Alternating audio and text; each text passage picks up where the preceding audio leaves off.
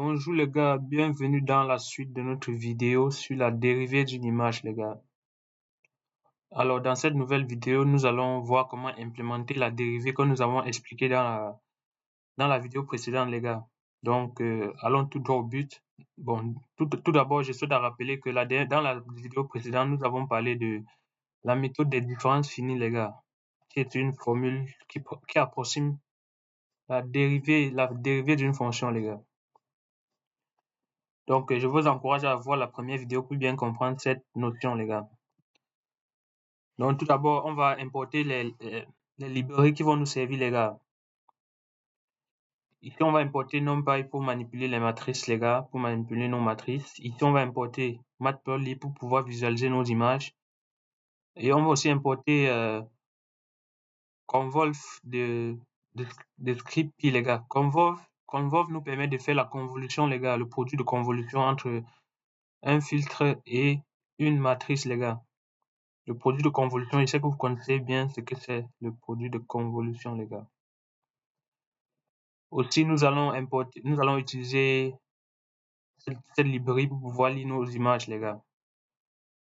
Donc, allons tout droit au but, les gars. La première fonction que nous allons faire une petite fonction pour pouvoir charger les images, les gars. Appelons-la comment, les gars? Pour pouvoir charger les images, on peut l'appeler load, load image, par exemple. Ou peut-être open image, comme vous voulez, les gars. Pour pouvoir lire une image, on a besoin du chemin d'accès à cette image. Et si vous aimez, on va aussi mettre une variable ici pour pouvoir voir si vous aimeriez mettre ça en noir sur blanc, les gars. Donc, on va faire ça comme ça. Par défaut, on suppose que nos images sont en noir sur blanc. Et les gars, donc load image. On va faire donc image img comme ça, equal to.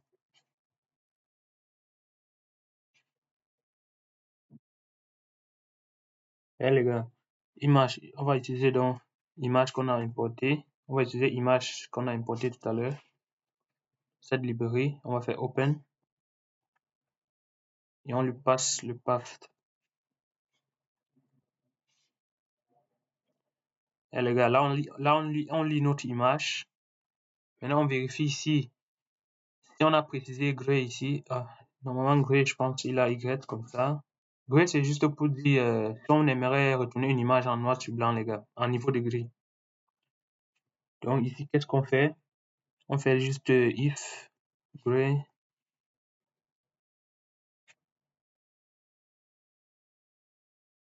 On va donc convertir cette image en noir sur blanc, les gars. Donc on va utiliser convert, la fonction convert de. Donc on va faire img convert. Cette librairie que nous allons utiliser ici, il a cette fonction convert, les gars. Et quand pour convertir en noir sur blanc, il demande de juste passer L ici. L, quand on passe L en paramètre, c'est pour dire on veut en noir sur blanc. Donc il va convertir en niveau de gris. Et là, dès que tout se passe bien, les gars, on retourne notre image. Bien sûr, on retourne sous forme d'un NumPy array.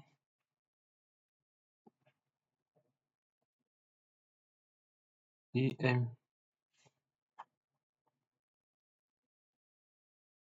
Comme ceci, les gars. Là, on est parfait, les gars. Donc, voici notre première fonction qui charge une image. Par exemple, on peut faire un test, les gars. On peut faire un test, on peut faire image égale load image. On a dit on lui passe le chemin d'accès. Moi, j'ai téléchargé cette image, les gars. J'ai téléchargé cette image. J'ai vu que cette image est assez bien pour pouvoir expliquer la dérivée, les gars. Mais vous pouvez utiliser n'importe quelle image que vous voulez. Donc, on va la charger. Pour la charger, on lui passe le chemin d'accès image.png.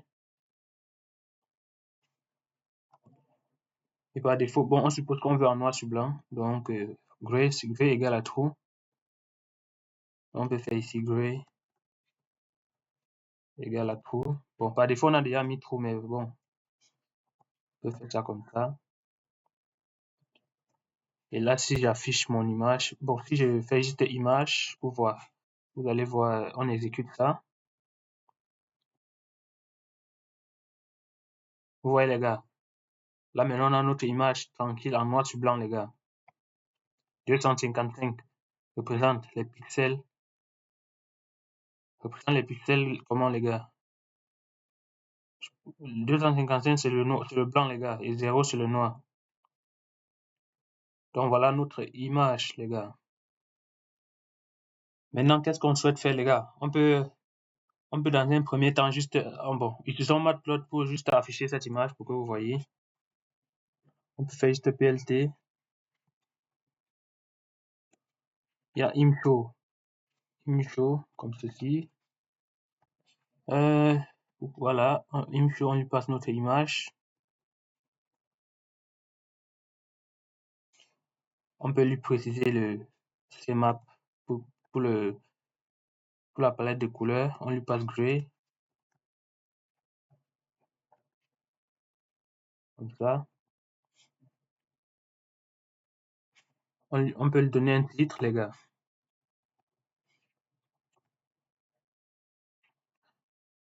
Eh les gars, pour le moment, on affiche d'abord notre image. On peut donner un titre, par exemple, disons juste image originale. Comme ceci, les gars. Original image. On met un peu en anglais, les gars. On a oublié un truc ici. Et là, si on fait plt.show.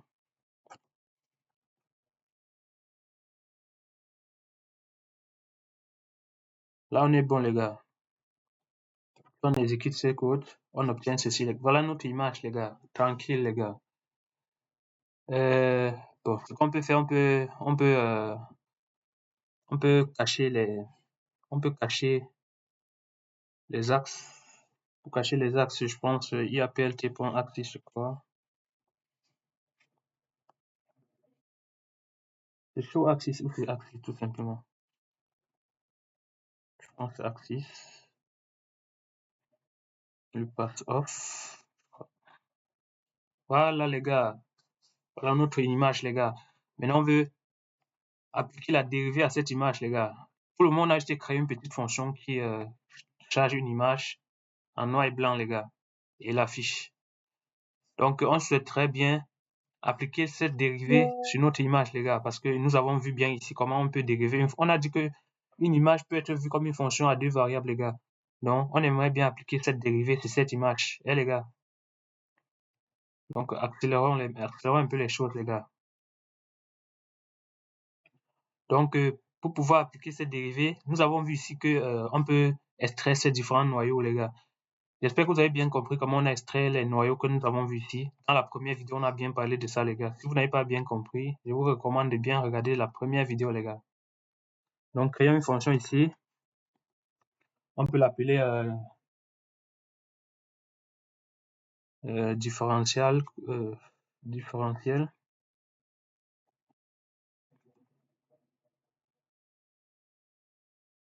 Appelons-la comme ça, différence.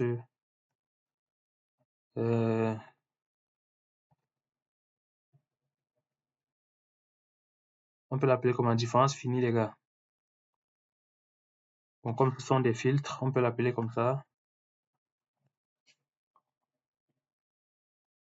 Eh les gars, ça c'est juste la fonction qui va retourner nos différents noyaux que nous avons vus plus haut, les gars. Donc, on a vu que la dérivée en x est égale à quel noyau, les gars? Donc, on va créer une matrice de notre noyau, les gars. On va créer array comme ceci. On va créer une matrice, donc comme ça. Du coup, on a vu que la première ligne, c'était 0, 0, 0. Attendez, je regarde pour me rassurer, les gars. La première ligne, c'était 0, 0, oui. La seconde ligne, c'était 0, moins 1. 1.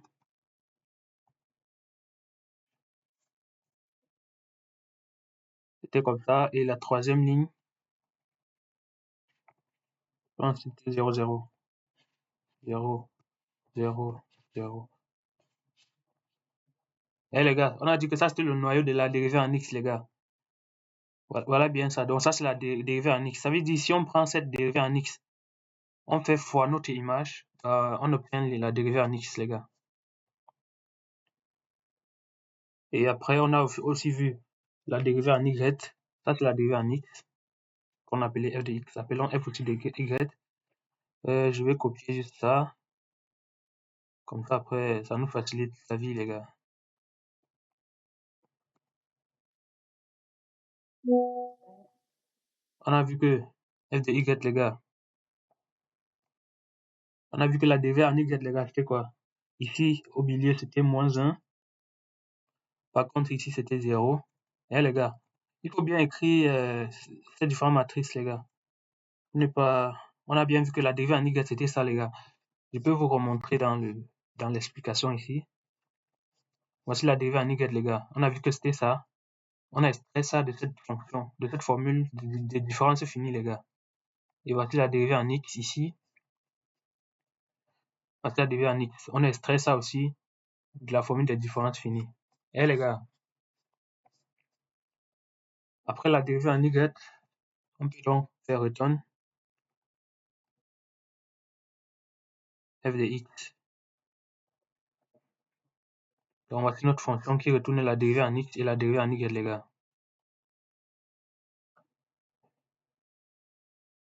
Maintenant, qu'est-ce qu'on peut faire, les gars? On peut peut-être, notre image qu'on a chargée tout à l'heure plus haut ici, on peut essayer de la dériver, les gars. Donc faisons f de x comme ceci, f de y comme ceci. On calcule d'abord la dérivée. On a appelé différence. On a appelé ça quoi? Différence sur filtre. Oui. Là, cette fonction nous retourne les deux noyaux, les gars, qu'on a fait ici. Maintenant, on aimerait bien appliquer ceci à notre image, les gars. Donc, créons une nouvelle fonction ici qu'on appelle, on appelle peut-être apply. Apply filter. Ah non, il y a L, les gars. Pour appliquer notre filtre à notre image, pour appliquer ce filtre, il nous faut une image, disons img comme ça. Et il faut aussi un noyau, les gars. Kernel, comme ceci. Et les gars, maintenant, qu'est-ce qu'on doit faire? On va retourner. Tout à l'heure, je vous ai parlé, même on a parlé de quoi, les gars? On a parlé du produit de convolution, les gars. On va convoluer nos filtres. On va appliquer la convolution entre nos filtres et notre image. Et les gars, donc, on retourne. Convolution, convol, lui, il calcule le produit de convolution, les gars. Je sais que vous connaissez c'est quoi le produit de convolution, les gars. On applique notre image et notre kernel. Là, il retourne une matrice qui est le produit de convolution entre l'image et le vecteur et le noyau, les gars. Ah, ici c'est img. Mettez bien img ici, les gars, parce que c'est une fonction ici. Aussi, on lui passe un troisième paramètre qui est le mode. Et son mode c'est reflect,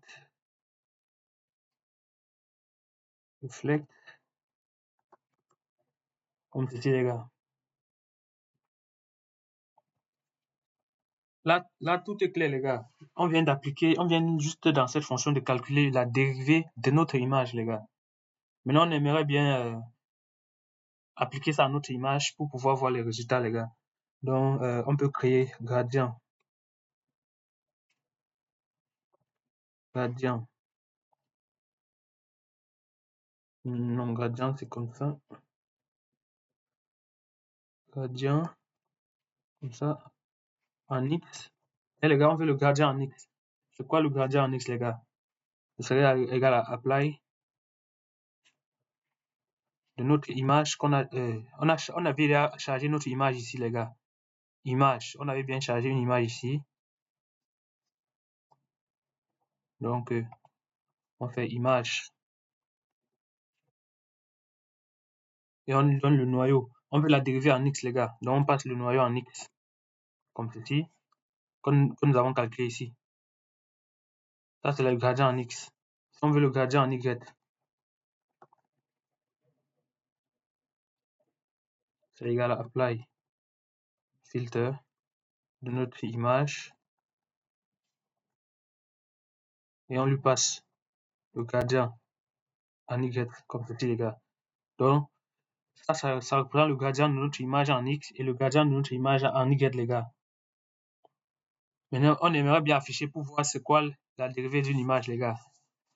Eh, les gars, on vient juste là de dériver cette image en X et en Y. On aimerait bien voir les résultats, les gars. Je sais que vous êtes impatients, les gars. Donc, affichons vite fait cette image pour voir le résultat d'une dérivée d'une image, les gars. On peut faire PLT. PLT point. Créons une figure comme ça, on va afficher ça sur les deux. Figure. Figure prend fixed size, comme ça, un triplet. Et on peut lui donner une triplet de par exemple 12, 6 de moitié. Et là maintenant on fait PLT. On lui passe subplot.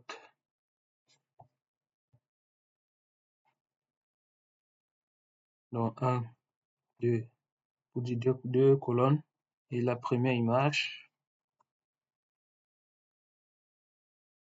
Là maintenant on fait PLT. Point imshow. Eh les gars, parce que si vous vous souvenez bien, je vous ai dit que quand on fait la dérivée en X, on obtient une image en X, dérivée en X. Quand on fait la dérivée en Y, on obtient une image dérivée en Y, les gars. Et là, qu'est-ce qu'on lui passe? On lui passe le gradient en X pour voir l'image résultant en X. On va encore lui passer CMap. On fait gray. Donc, ça, c'est le résultat de la dérivée en Y, en X. Passons-lui un titre pour faire joli. On lui fait un titre pour qu'il soit content. Et les gars, on peut appeler ça ce titre. Gradient in. On écrit un peu en anglais, les gars, pour faire content. X direction. Eh les gars, pourquoi il me fait ça? Oui. On supprime encore les axes. Comme ça, pour que ça ne nous affiche pas les axes parce qu'on n'en a pas besoin, les gars. Et là, voilà notre dérivée en X, les gars. Si vous exécutez, vous allez voir la dérivée en X, les gars. Mais comme on aime bien vous faire les choses bien, on va pas exécuter maintenant, les gars. On va d'abord tout afficher. Et les gars, copions juste ça pour pouvoir aussi afficher la dérivée en Y, les gars. Ici, on passe 2. Et là, on lui passe le gradient en Y. Et les gars, et ici, on dit in Y direction. Et les gars, là maintenant, on peut faire plt.show.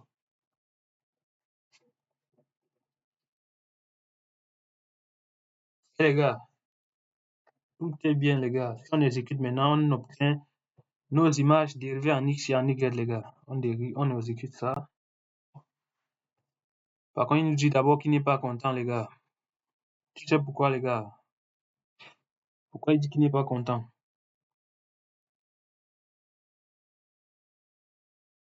On vérifie pourquoi il n'est pas content. Désolé, les gars. C'est quelle ligne il y a erreur?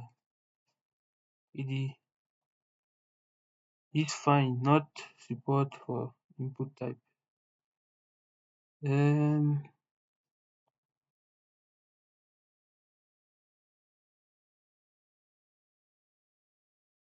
Ah, les gars, on a mal écrit gré, les gars. Aïe, ça avait A, les gars.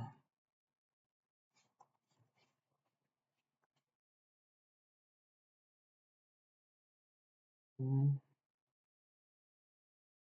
Il dit toujours, il n'est pas content.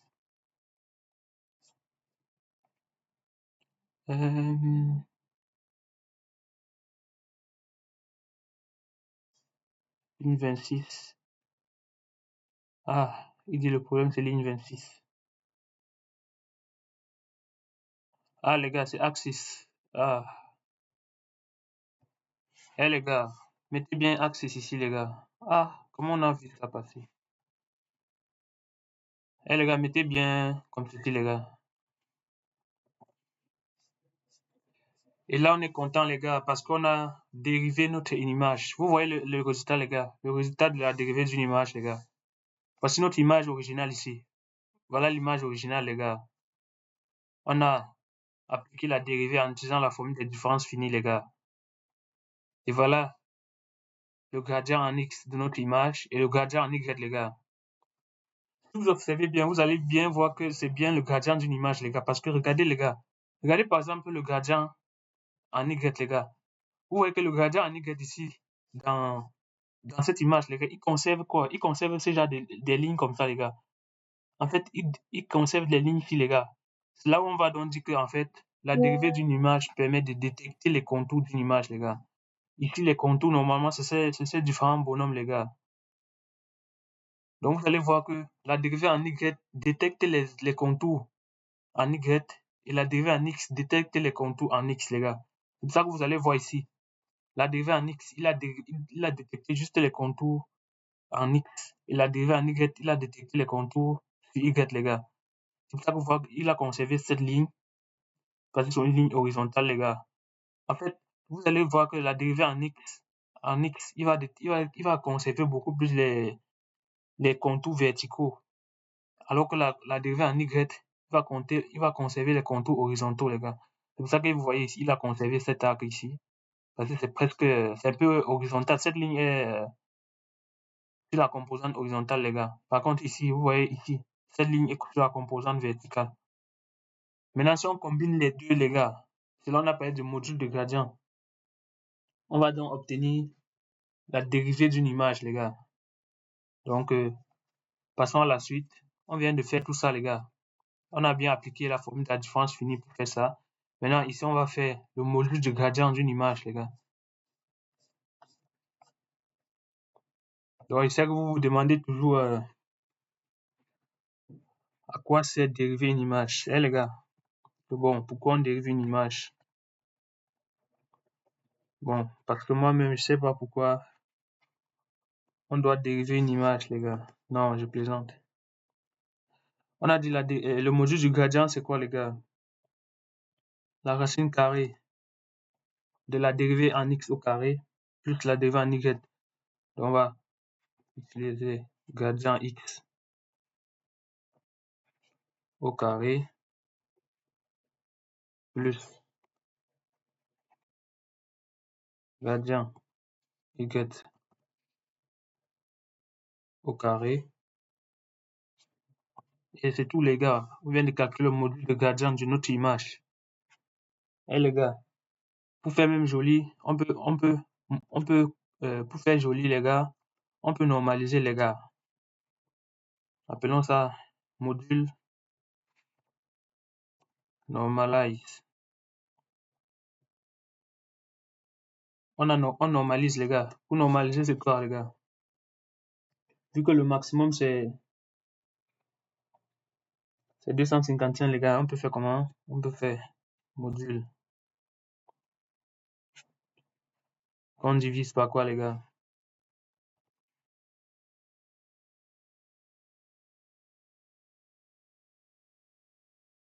On divise par le maximum du module. Module point max. Comme ceci, les gars. Et on peut mettre comme ça.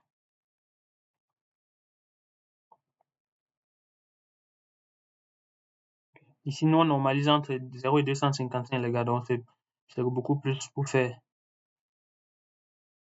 pour se rassurer que nos pixels sont compris entre 0 et 255, les gars. Donc, on peut faire comme ça. Je propose qu'on multiplie par 255. Comme ça, là, on est content. Et les gars, je sais que vous êtes contents, les gars. Maintenant, on peut afficher le module du gradient de notre image. Vous allez voir que on va détecter les contours, les gars, parce que c'est ça le but de la dérivée d'une image. Détecter les contours, les gars. Et ça a plusieurs intérêts, les gars, parce que tout à l'heure, vous vous demandiez pourquoi dériver une image. Eh, les gars,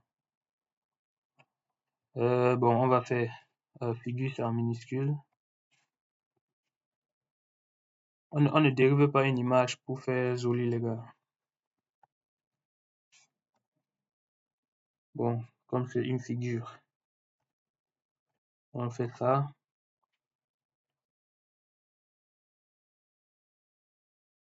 On fait une show. On lui passe notre image dérivée. On lui dit qu'il utilise la palette de couleurs grise. Et les gars, et là on lui passe des trucs pour faire joli, les gars. On lui dit que son titre, c'est quoi, les gars? Disons juste gradient, les gars. On supprime les axes qui fait joli. C'est bien axe, les gars. Tout à l'heure, on a mis axis, ça. On a mis axe tout à l'heure, ça. Ça a envoyé le redon. C'est bien axis. Pour finir, on fait plt.show. Comme ceci, les gars. Et on exécute. Ouais, les gars. Voilà la dérivée de notre image, les gars. Voilà la dérivée d'une image. Voici l'image originale, les gars. Voici l'image originale. On a dérivé, les gars. On a obtenu ça comme résultat. Donc, voilà la dérivée d'une image. Vous vous demandez à quoi ça peut servir la dérivée d'une image, les gars. Déjà, la dérivée d'une image peut nous permettre de détecter des formes dans une image, les gars.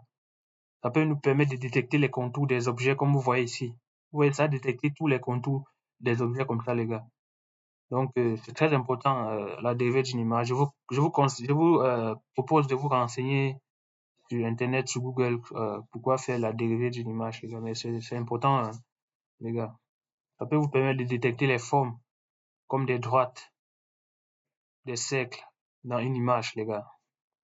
Donc, vous voyez que vous pouvez détecter même des bâtiments dans une image en faisant seulement ça, les gars.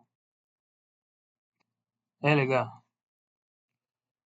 Donc, le but de la vidéo, c'était de dériver une image, les gars. Voilà qu'on a dérivé une image en utilisant la formule des différences finies, les gars. Donc, on va arrêter là pour aujourd'hui, les gars. Et si vous aimez la vidéo, n'oubliez pas de liker et de partager, les gars. D'ici là, portez-vous bien, les gars. À très bientôt.